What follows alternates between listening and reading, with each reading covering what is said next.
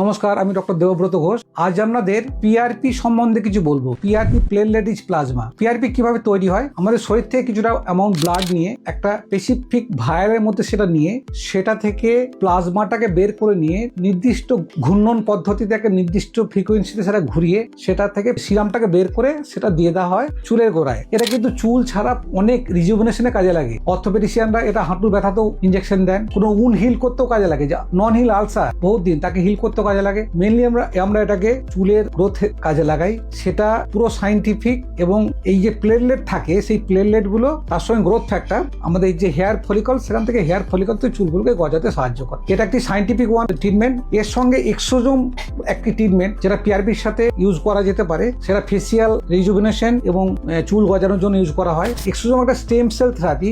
It is also scientific one. এটা আপনারা করতে পারেন। পিআরপি ট্রিটমেন্ট নিয়ে কোনো ভয়ের ব্যাপার নাই যে এটা নিয়ে অ্যালার্জি হবে কিনা, মরে যাবো কিনা। আমরা ব্লাড থেকেই এটা না হচ্ছে। পেশেন্ট বলে ডাক্তার মরে যাবো না তো? কোনো ভয় নেই, এটা আমরা করতেই পারেন। এবং এটা করলে আপনাদের হেয়ারের ঘনত্ব বাড়বে, নতুন হেয়ার তৈরি হওয়ার প্রবণতা বাড়বে যদি বাকি আনুষঙ্গিক বাকি ট্রিটমেন্টগুলো করার। পিআরপি করতে পারেন, এক্সোজোমাল থেরাপিও করতে পারেন। তবে এই একটাই কথা, করুন এমন একজন মানুষের কাছে যিনি এই বিষয়ে ব্যাপারটা ভালো জানেন, প্রেফারেবলি একজন ত্বক বিশেষজ্ঞ, অন্য কারো কাছে নয়। নমস্কার।